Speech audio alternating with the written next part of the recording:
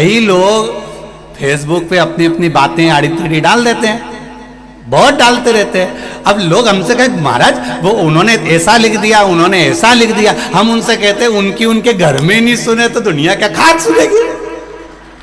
जो फेसबुक पे डाल दे बोले तो बोले, आग लगे बस्ती में अपन रहे हो मस्ती में कि नहीं गुरुजी उन्होंने ऐसा लिख दिया, उन्होंने ऐसा लिखने दे। उनकी अगर घर में 2 मेहमान आ जाए और चाय बना के पिला दे और उसके बाद फिर मेहमान आ जाए, किसी पति में दम हो तो बोल दे एक बार डबल से, इनके लिए इतने प्रेम से बोलेगा, बना देगी क्या। जब उनकी लुगाई नहीं सुने तो दुनिया के खाक सुने। और कि इनकी बात तो सारा जमाना सुने, उनका घर का ही नहीं सुने कि सारा जमाना सुने कौन सुने। मुझे उर्मिला जी से मिलना। उर्मिला जी आई ने हाथ में पानी का लोटा था। हनुमान जी ने कहा माता उर्मिला से, माँ ए माँ, आपको मालूम है आपके पति अंतिम सांसें गिन रहे हैं, अगर मैं समय पर नहीं पहुंचा ना माँ, आपके पति मर जाएंगे। उर्मिला जी ने पूछा हनुमान मेरे पति को क्या हुआ है। हनुमान जी बोले आपके पति को बाण लगा है और मूर्छा में पड़े हुए। उर्मिला जी ने कहा मेरे पति को बाण नहीं लग सकता, ये मेरा विश्वास कहता है। भाई भरोसा देखना, जितना भरोसा मंदसौर वालों को शंकर जी पर है इसलिए इतनी संख्या में धूप में पड़े हुए खड़े हुए हो, ऐसा भरोसा माता उर्मिला को था। बाण मेरे पति को नहीं लगा। हनुमान जी कहने लगे तुम सुन के पगला गई हो। किसी किसी को अचानक बता दिया जाता है कि तेरे पति के साथ ऐसा हो गया तो उसकी बुद्धि फिर जाती है और रोने की जगह वो हंसने लगती है। मुझे लगता है तुम्हारी बुद्धि फिर गई जो तुम ऐसी बात कर रहे हो। तुम्हारे पति को बाण लगा है, मूर्छा में वो पड़ा है। ओ, मैं कहती हूं मेरे पति को बाण नहीं लगा है। अब ये बता राम जी क्या कर रहे हैं वहां पर? जहां मेरा पति पड़ा है वहां राम क्या कर रहे हैं? हनुमान जी बोले अब भाई को देख के रो रहे हैं, आंख में आंसू हैं। जिस भाई की दशा ऐसी है तो रोएंगे नहीं क्या? उर्मिला जी बोली हनुमान तू यही तो नहीं समझता है, मेरे लक्ष्मण पति के रोम रोम में राम था, जहां बाण लगा वहां भी राम था, इसलिए लक्ष्मण सो रहा है, राम रो रहा। लक्ष्मण सो रहे हैं, रो राम रहा है, क्योंकि बाण लक्ष्मण को नहीं, जम के बोलो राम को लगा है। तो हनुमान जी ने पूछा फिर लक्ष्मण जी काय को सो रहे हैं? उर्मिला जी बोली जब यहां से गए थे तो उन्होंने संकल्प लिया था 14 वर्ष तक नारी और निंद्रा का त्याग करता हूं। मेरे राम जी ने सोचा एक व्यक्ति अनंत चौदस के दिन, अनंत चतुर्दशी के दिन झांकी देखने में रात भर जगता है तो दूसरे दिन दुकान भी सही से नहीं खोलता है।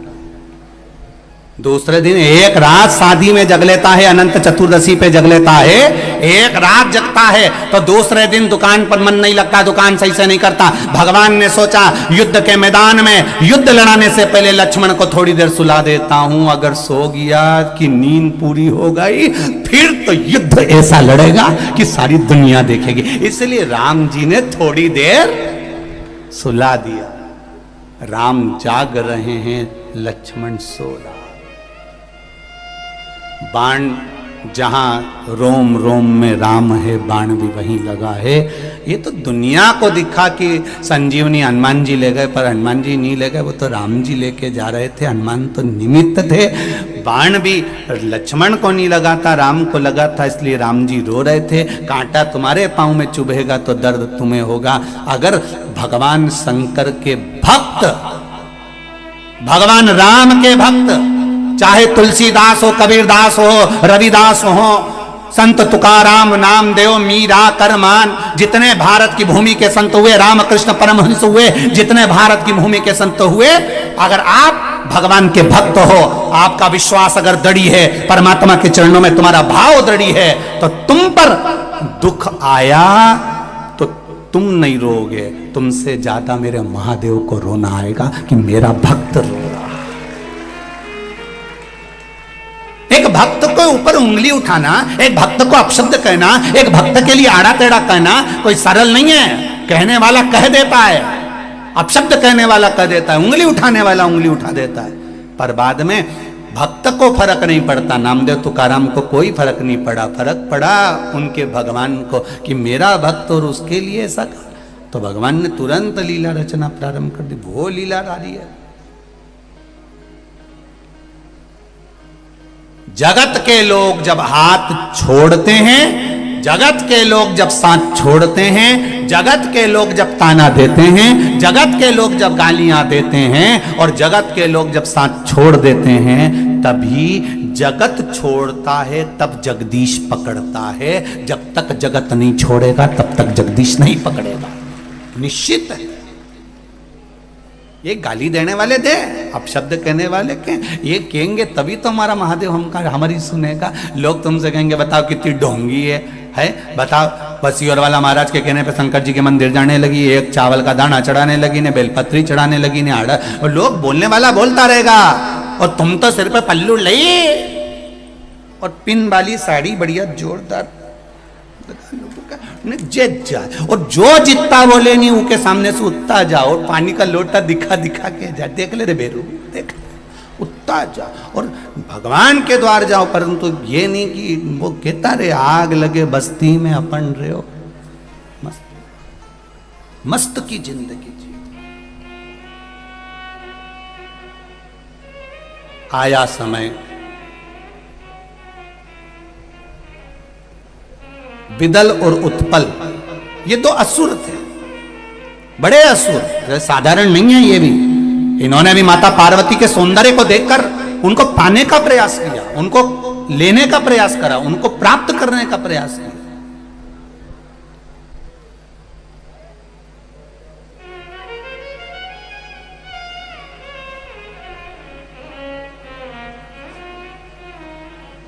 और गार्डन में फूल लगा हुआ है, उसको लगे रहने दो, उसको तोड़ना नहीं है। आंखों से देखिए, सुगंध ली, आनंद पाया, पर उसको तोड़ने का प्रयास ना करा जाए, उसको तोड़ने का प्रयास ना किया जाए। भगवान ने सुंदरता दी है, सुंदर बनाया है, पर शिव पुराण कहती है आपकी दृष्टि को और मन को बिगाड़ना नहीं है, उनको देखकर।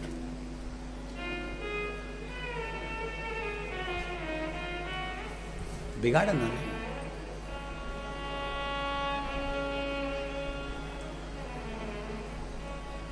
आज सबसे ज्यादा विडंबना की बात यह है कि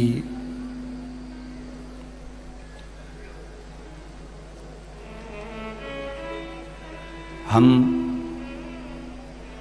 जितने भी लोग हैं संसार के, वो बेटी को जन्म क्यों नहीं देना चाहते? उसका एक कारण है कि इनकी रक्षा कौन करेगा, इनको संभालेगा कौन? लड़का हो जाएगा तो इधर उधर भी फिरेगा तो कोई दिक्कत वाली बात नहीं।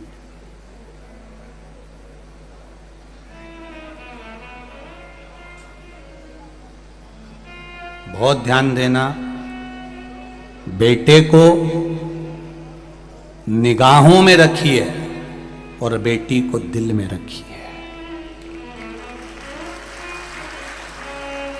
बेटा क्या गलत कर रहा है, अच्छा कर रहा है, आपकी निगाह में होना चाहिए, और बेटी आपके दिल के पास, हृदय के पास होना चाहिए। इसको हर जगह पर ले जाना नहीं, हर जगह पर अकेली भेजना नहीं, हर जगह पर भेजा ना जाए। उनकी मर्यादा के संबोधन इतने प्रबल होना चाहिए, इतने अच्छे। यहाँ पर ये सेवा भारती के अंतर्गत यहाँ पर बेटियां रिक्शा चला रही हैं, ऑटो चला रही हैं, बेटियां ऑटो चला रही हैं, और निशुल्क जो बूढ़े लोग आ रहे हैं, जो बुजुर्ग लोग आ रहे हैं, उनको लाकर यहाँ तक छोड़ रही हैं, ले जा रही हैं, फिर छोड़ रही हैं, फिर ले जा रही हैं। उन बेटियों की मर्यादा इतनी अच्छी है कि वो जिसको भी जवाब दे रही हैं इतनी स्माइलता से, उतनी प्रसन्नता से जवाब देती हैं कि किसी को क्रोध भी आ रहा हो तो उसको नम्रता का भाव प्रकट हो जाता है। ये बेटियों का आनंद है, ये बेटियों की प्रधानता है।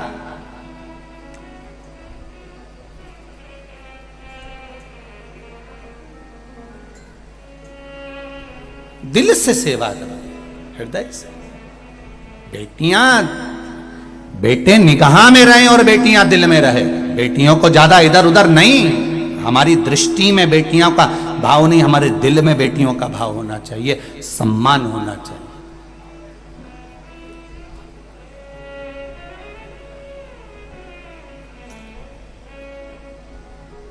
नवरात्रि चल रहे हैं, इसके बाद में दशहरा आता है। नवरात्रि के बाद लोग रावण को जलाते हैं। तो कभी तुमने विचार करा कि 9 देवी के बाद ही रावण क्यों मरा? कभी विचार करना था कि रावण को पहले जला देते हैं, देवी जी बाद में बिठाएंगे। और ये नवरात्रि के बाद रावण का संहार हुआ है, नवरात्रि के बाद रावण मरा है।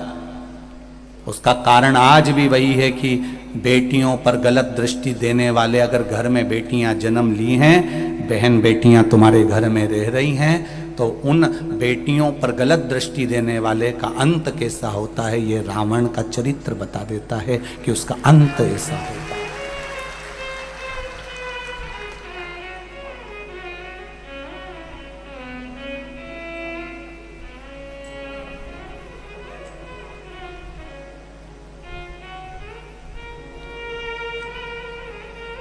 उसका अंत कैसा है? रावण दशहरे के दिन जला,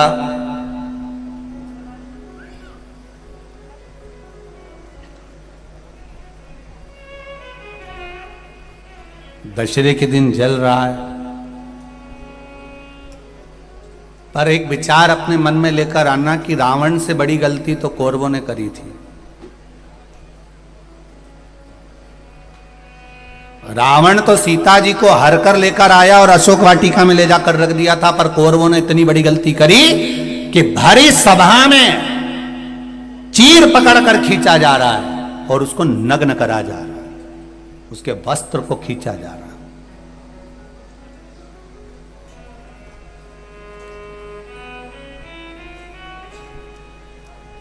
रावण से ज्यादा गलती करी है कौरवों ने कि एक नारी को भरी सभा में ले जाकर उसके चीर को खींचकर उसको नग्न करने का प्रयास किया गया। रावण तो सीता को लेकर गया, अशोक वाटिका में ले जाकर रख दिया।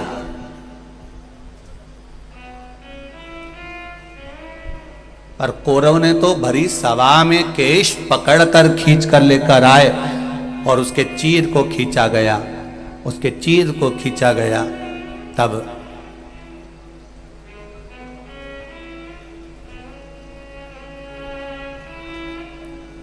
रावण से ज्यादा गलती कौरवों ने करी। उसके बाद भी दुर्योधन का, ना दुशासन का, ना कौरवों के किसी भाई का आज तक पुतला मुतला जलते नहीं देखा अपन ने। तो तुम्हारे मंदसौर वालों ने कहीं देखा हो तो जरूर फोटो खींच के मेरे को भेजना कि कौरवों ने इतनी बड़ी गलती करी थी जितना रावण नहीं करा है। रावण तो सीता जी का हर का लेकर आया और अशोक वाटिका में रख दिया, पर कौरवों ने एक रजस्वला धर्म में रहने वाली, रजस्वला धर्म का तीसरा दिन उसके बाल पकड़कर खींच कर लेकर आए और बाल पकड़कर खींच कर लेकर आकर यहां उसके चीर को खींचा जा रहा है।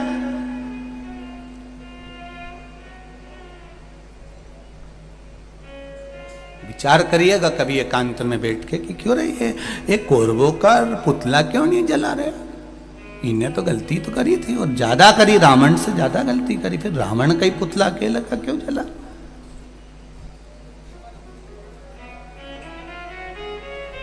और रावण ने तो केवल सीता जी को हरकर अशोक वाटिका में ले जाकर रखा था, फिर इसका पुतला जला और कौरवों का नहीं जला। उसका कारण क्या था?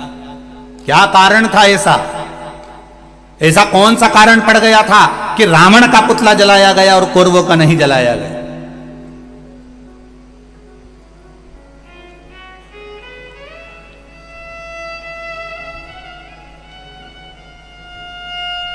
क्योंकि रावण सीता को लाने के बाद जिद पड़ अड़ा रहा। एक बार अगर अदालत में केस चले जाए और व्यक्ति जिद छोड़ दे जिद में अगर थाने में खबर गई, अदालत में खबर गई और वो तो जिद पे अड़ा है, नहीं इका तो मैं बर्बाद करके छोड़ूंगा, बिल्कुल केस लगाओ, लड़ने दो। 10 साल हो गए, 15 साल हो गए, अदालत में ही सड़ रहे हैं, पड़े हैं और अभी भी जिद नहीं छोड़ रहे हैं। अगर एक बार व्यक्ति जिद छोड़ दे तो अदालत के आधे केस केवल राजीनामा में ही निपट जाए। लंकाधिपति रावण जिद नहीं छोड़ पाया और कौरवों के केवल 2 भाई थे, दुर्योधन और दुशासन, जो कि जिद पर अड़े रहे। बाकी के भाइयों ने 98 ने जिद छोड़ दी, इसलिए इन कौरवों के पुतले नहीं जले और उस लंकाधिपति रावण के जले, क्योंकि जिद पर अड़ा रहा। जिस व्यक्ति का जिद्दी किस्म का जो व्यक्ति होता है, जो जिद पर अड़ा रहे, नहीं मैं तो बर्बाद करके छोड़ूंगा, तो इसने समझ के रखा है भले कोई हो, मैं कहीं किसी की सुनो, जिद पर अड़ गया, उसने पूरे घर को बर्बाद कर दिया। जिद पर अड़ा रहा, थाने में केस पड़ा रहा, 10 साल 15 साल 20 साल 25 साल केस अड़े रहे। और अगर जिद नहीं होती ना तो दोनों परिवार में आज समझौता हो गया होता, वो थाने से बाहर हो गया होता, वो जेल से बाहर हो गया होता। जरा विचार करिए, आज पूरे भारत की भूमि पर जो छोटी छोटी जेल थी उनको बड़ा बड़ा करा जा रहा है। सोचो कितना क्राइम बढ़ते चले जा रहा है। इस क्राइम को, इस होने वाली गलतियों को सरकार कभी नहीं रोक सकती। इस क्राइम को सरकार कभी ना रोक पाएगी। अगर क्राइम को रोक सकता है तो केवल घर की मां और पिता रोक सकते हैं अपने बच्चों को संस्कार देकर। अपने बच्चों को सिखाओ, गीता का पाठ करना सिखाओ, उस गीता का महत्व बताओ। और बेटे से कहो, बेटा अभी छोटे हो तो गीता पढ़ना सीख जाओ, इस गीता के महत्व को जान जाओ, इस गीता के शब्द को जान जाओ। जो बाल्य अवस्था में गीता के महत्व को जान जाता है वो अदालत में खड़े होकर गीता पर हाथ रखकर कसम नहीं खाता है। उसको कसम खाने की जरूरत नहीं पड़ती। जो गीता के महत्व को जान गया, जो गीता के शब्द को पहचान गया, जो गीता के संबोधन को जान गया। अपने बच्चों को गीता का महत्व समझाइए, अपने बच्चों को रामायण का महत्व समझाइए, अपने बच्चों को श्रीमद् भागवत का, शिव महापुराण का महत्व समझाइए। जब इस सनातन धर्म के बच्चे एक एक शब्द को समझेंगे तो उन बच्चों को अदालत में खड़े होकर गीता पर कसम खाने की जरूरत नहीं पड़ेगी। गीता पर हाथ रखकर कसम वही खाता है जो बचपन में गीता नहीं पढ़ पाता है। जिसने गीता पढ़ी होती है उसको कसम खाने की जरूरत नहीं पड़ती है। क्राइम को सरकार नहीं रोक सकती, क्राइम को सरकार कभी नहीं रोकेगी। अगर क्राइम रुकेगा तो आपके संस्कारों से रुकेगा, आपके ज्ञान से रुकेगा, शिव महापुराण से रुकेगा। आज पहले घरों में इतना विवाद होता था, 24 घंटे लड़ाई होती थी। आज दोपहर में 2 बजे से 5 बजे तक लोग टीवी खोलकर बैठ जाते हैं। भले कुछ नहीं घर में जाए, भले अंदर उतरे ना उतरे, और 2 से 5 बजे तक टीवी चलती है, उतनी देर तो मन शांत रहता है। आप 3 घंटा कथा में आकर बैठते हो, उतनी देर तो मन शांत रहता है। लोग कहते हैं महाराज जी, लोग तो बिल्कुल उल्टे घड़े की तरह हैं, तुम नल की तरह हो, पानी बहाते रहते हो, उनके अंदर कुछ जाता तो है ही नहीं। लोग कहते हैं इतने लोग कथा सुनने आए हैं, क्या सबके अंदर कथा चली जाएगी? हमने कहा बिल्कुल नहीं जाएगी। तो फिर इनके आने से फायदा कौन सा है? हमने कहा नल के नीचे चाहे सीधा घड़ा लगाओ चाहे उल्टा घड़ा लगाओ, सीधा लगा होगा तो पानी भरा जाएगा, उल्टा लगा होगा तो कम से कम ठंडा तो बना रहेगा। सीधा लगा है तो पानी भराएगा, उल्टा रखा है तो ठंडा रहेगा।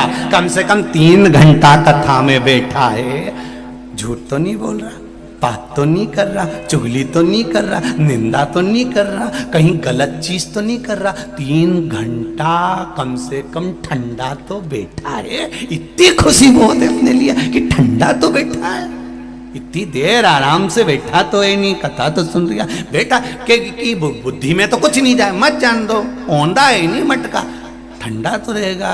3 घंटे बाद जब जाएगा, जब देखा जाएगा। अभी नल के नीचे है, जब तक तो ठंडा है ना। जिसके भराना है वो भरा जाएगा, जिसके नहीं भरा है तो कोई जरूरी है इतना सारा आया है तो सबके अंदर कथा भरा जाएगी? जो सीधा घड़ा वो में तो भरा जाएगी, उन्हें कहीं कहीं की तो कथा में बैठ के भी नहीं भरा।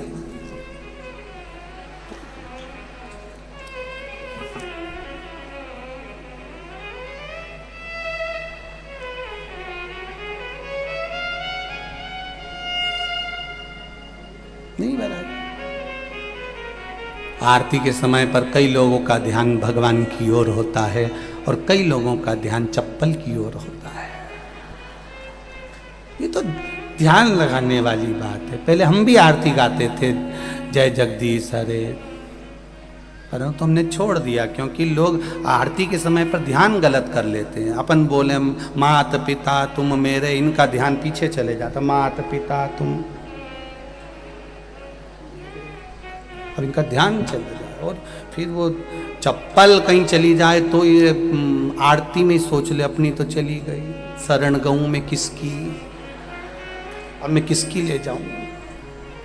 तब समझ में आया कमला की अच्छी रखी है, ये अभी इधर से उधर देखेगी और मैं निपटा बैठूंगी, बस इतना ही।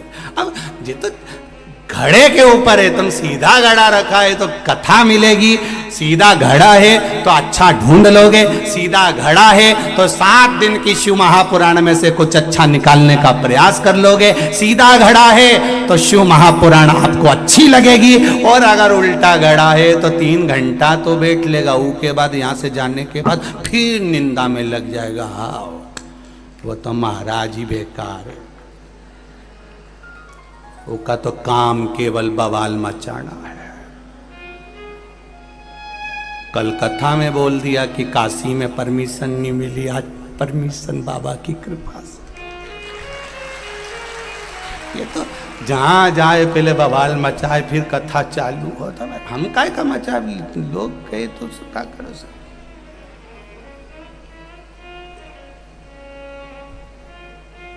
कथा यहाँ हुई, दिल्ली खबर गई, वहाँ से वहाँ गई, बाबा की कृपा थी, बाबा ने कह दी 10 तारीख से शिव महापुराण की कथा काशी में होगी, 1 बजे से 4 बजे तक गंगा के घाट। तो ये शिव है, ये शंकर है, और घड़ी सीधा घड़ा अच्छाई भरने का प्रयास करेगा। और मेरी बहनें, जितने लोग इस महापुराण की कथा में बैठे हैं, जितने लोग आस्था चैनल पर, फेसबुक, यूट्यूब पर सुन रहे हैं, ये मेरा विश्वास करता है कि आप में कोई उल्टा घड़ा नहीं, सब सीधे घड़े हो जिसमें भरा रहा है शिव तत्व, भरा रहा है शंकर की कथा, भरा रहा है, और वो अंदर प्रवेश कर रही है जो जगत के उद्धार का काम करे। चढ़ाओ 1 लोटा जल। कभी कभी अगर ऐसा लगे जीवन में कि दुख बहुत ज्यादा आ गया है, बहुत तकलीफ आ गई है, तो लाल चंदन को घिसकर उस लाल चंदन का लेपन भगवान शंकर पर कर कर फिर पानी चढ़ाओ। अगर कोई संकट भारी है और निकट रहा, जैसे किसी नारी का गर्भ नहीं ठहर रहा, 15 साल हो गए, 20 साल हो गए, 25 साल, जैसे इसने लिखा एक माता ने कि 18 साल की बेटी हो गई थी पर संतान में पुत्र नहीं, तो उसने भाव से कथा सुनी। ऐसे आपके भीतर अगर 20 साल हो गए, 25 साल हो गए, 30 साल हो गए, संतान का सुख ही नहीं है, लाल चंदन का लेपन बाबा भोलेनाथ पर करना प्रारंभ करो, पीठिका पर लाल चंदन का लेपन करना प्रारंभ करो, लाल चंदन से बाबा का श्रृंगार करना प्रारंभ करो। एक बेलपत्री पर लाल चंदन, दोनों पत्ती नीचे वाली, जो नीचे की जो 2 पत्ती होती है, इस पे लाल चंदन, और बीच वाली पत्ती पर पीला चंदन लगाकर बाबा के शिवलिंग को समर्पित करिए, बाबा से प्रार्थना करिए, रोज प्रार्थना करो। परंतु एक बात का स्मरण रहे, 25 साल हो गए, 20 साल हो गए, 30 साल हो गए, संतान नहीं, तो पहले जल से अभिषेक कराना, अभिषेक कराकर उस जल का आचमन करने के बाद हाथ को खासा करना, धोना, उसके बाद में फिर वापिस बाबा का स्नान कराओ, फिर चंदन का लेपन कराओ, फिर 1 लोटा जल चढ़ाकर बाबा का स्नान कराओ। बाबा का बड़ा सुंदर भाव से लाल चंदन से जो अभिषेक करता है, बाबा को लेपन कर कर फिर जल चढ़ समर्पित करता है, निश्चित है उसकी गोदी मेरा देव अधिदेव महादेव जरूर भरता है, ये निश्चितता है। हम तो बेटियों से भी कहते हैं, जिसका विवाह नहीं हो रहा हो, 25 साल, 30 साल, 27 साल, 28 साल, 32 साल, 40 साल हो गए हो, नहीं हो रहा हो बेटा बेटी का विवाह, उसे लाल चंदन का प्रयोग अशोक सुंदरी वाली जगह पर 7 बिंदी लाल चंदन की लगाकर 7 बेलपत्र 7 बिंदी पर रखिए, और महाराज अपनी कामना कर कर भगवान से आइए, बाबा देगा, करेगा, 3-4 महीने में विवाह पक्का करेगा। ये लाल चंदन की महत्वता है शिव तत्व।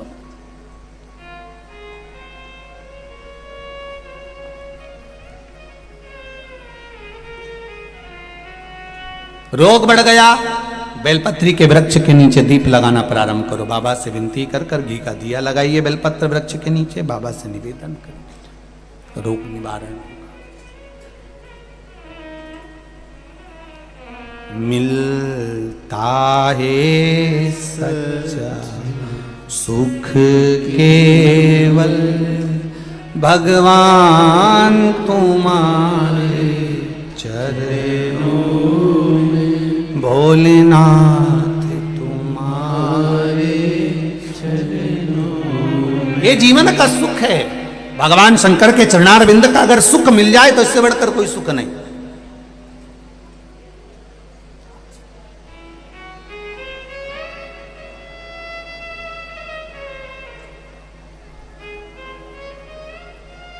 चित्तवृत्ति में शिव को समाइए। विदल उत्पल ने गलत दृष्टि से माता पार्वती को देख लिया था और माता का हाथ पकड़ने के लिए आतुर हुए।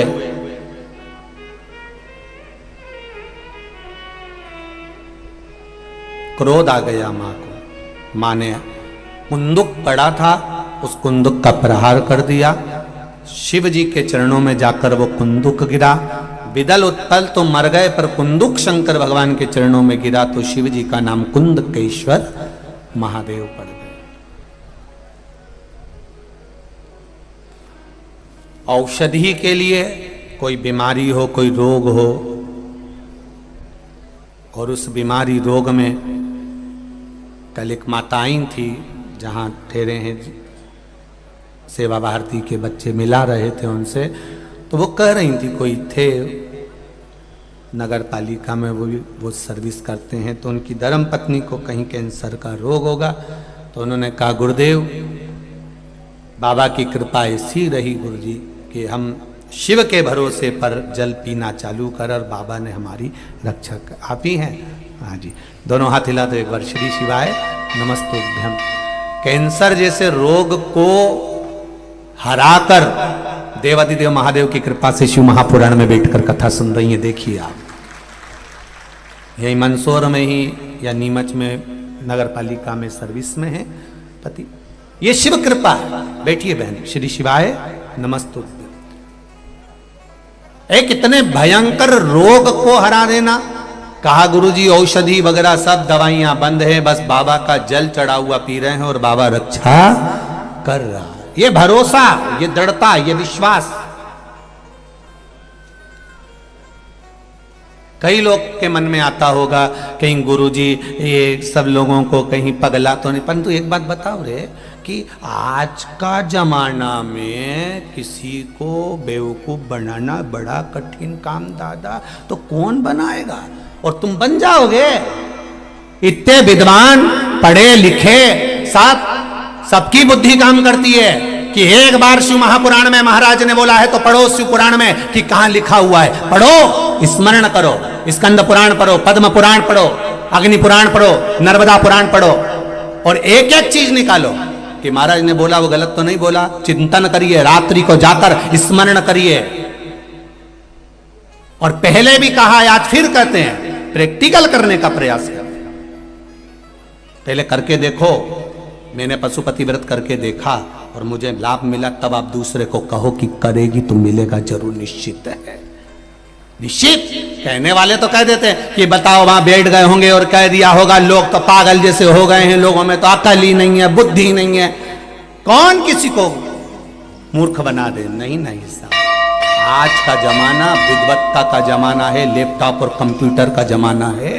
4G समाप्त हो गया, कल से 5G चालू हो गया। कल से ही चालू हुआ है 5G। 4G समापन हो गया, 5G चालू हो गया।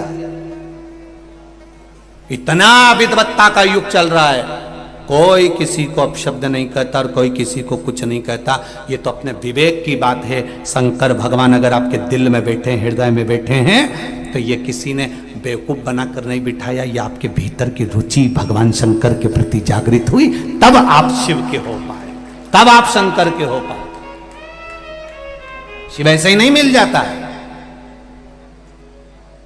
अब इन दीदी ने भी तो प्रयास करा होगा कि एक लोटा पानी चढ़ाकर तो देखूं, शिव सुनेगा मेरी, और यह विश्वास रखकर उन्होंने जल चढ़ाया और पानी पिया तो कैंसर जैसे बीमारी से भी मुक्त हुई है, कैंसर जैसी बीमारी को भी पीछे पछाड़ दी। ये हुई भीतर की विश्वास, भीतर की दृढ़ता, भीतर का भरोसा, ये कहां से लाओ। और मेरी माताओं से, मेरी बहनों से, मेरे भाइयों से और मेरे जितने बंधु यहां बैठे हैं, बेटा बेटियां, सबसे निवेदन करूंगा, आप प्रतिदिन बिना शर्म के, बिना संकोच के एक लोटा जल चढ़ाने शिव मंदिर जरूर जाओ। वो तुम्हारा अंतिम समय तक हाथ नहीं छोड़ेगा, उछाल देता रहेगा, नीचे नहीं गिरने देगा। एक ठेला चलाने वाले से भी कहूंगा, एक भीख मांगने वाले से भी कहूंगा, कब तक भीख मांगोगे? और भगवान परमात्मा ने तुम्हें भीख मांगने के लिए नहीं भेजा है राष्ट्र में।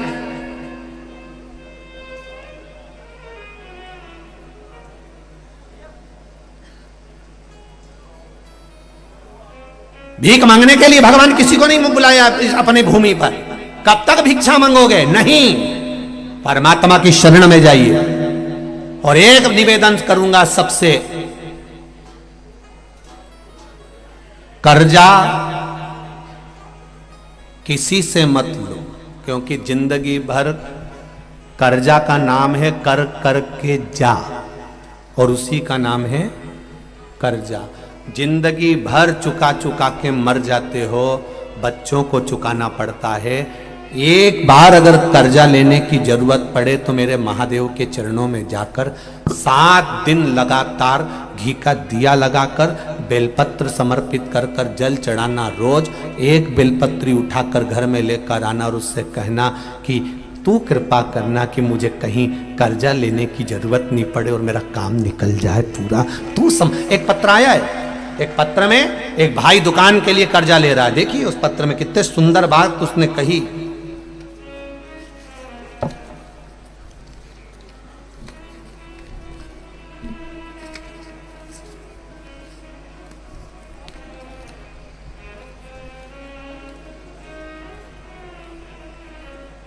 मैं लता लोहार, पति विनोद लोहार, कहीं बैठे हो लता जी और विनोद जी लोहार।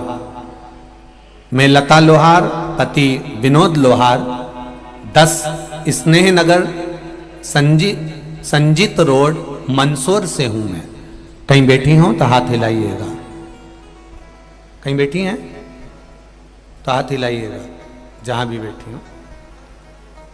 लता लोहार, पति विनोद लोहार। गुरुदेव मेरे पति की 15 वर्षों से अनुकंपा नियुक्ति थी। अनुकंपा नियुक्ति की कोशिश करते रहे थे लेकिन कोई सफलता नहीं मिली। 2019 में भी बहुत प्रयास करा, लेटर आया लेकिन कोरोना महामारी के कारण कोई जवाब नहीं आया। 3 वर्ष निकल गए, फिर मैंने आपके द्वारा बताए गए पशुपति व्रत को किया तथा रतलाम की कथा श्रवण की। कथा के पंडाल में आपने कहा था बैठकर कथा सुनने का जो लाभ है उसका फल मिलता जरूर है। मैंने कथा श्रवण करने रतलाम गई, वहां कथा सुनकर आई।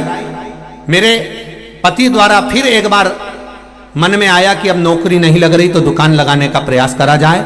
दुकान लगाने के लिए कहा, पर पति ने कहा मैं कल दुकान की एग्रीमेंट करवाने जा रहा हूं, पर दुकान की पगड़ी ज्यादा है, 2.5 लाख रुपए की पगड़ी देना पड़ेगी, इतना पैसा कहां से आएगा। दुकान लगाने का मन में भाव आया। मैंने पशुपति व्रत प्रारंभ कर दिए और बाबा से कहा बाबा कर्जा ना करना पड़े ऐसी कृपा करना। और पति से कहा तुम रुको, मेरे 5 व्रत पूर्ण होने दो, मुझे विश्वास है कि मेरा बाबा कर्जा नहीं करने देगा। उसके बाद आप दुकान खोल लेना, एग्रीमेंट करा लेना। सारी बात कर कर एग्रीमेंट वाले से बात कर ली, दुकान की चर्चा हो गई। और बाबा की कृपा देखिए गुरुदेव, केवल पशुपति व्रत करे, 8 दिन ही पूरे हुए, प्रार्थना करती रही और बाबा की कृपा से पति के पास विभाग द्वारा पत्र आया कि आपकी ड्यूटी विभाग में, डॉक्यूमेंट विभाग में जमा कर दिए गए हैं तथा मेरे पति के सारे डॉक्यूमेंट जमा हो गए। और मात्र 3 महीने के अंदर 15 वर्ष से जिस नौकरी के पीछे लगे थे, बाबा ने वो नौकरी सरकारी मेरे पति को दे दी और कर्जा नहीं करने दिया। ये शिव है, ये शंकर है। जहां पर बेटा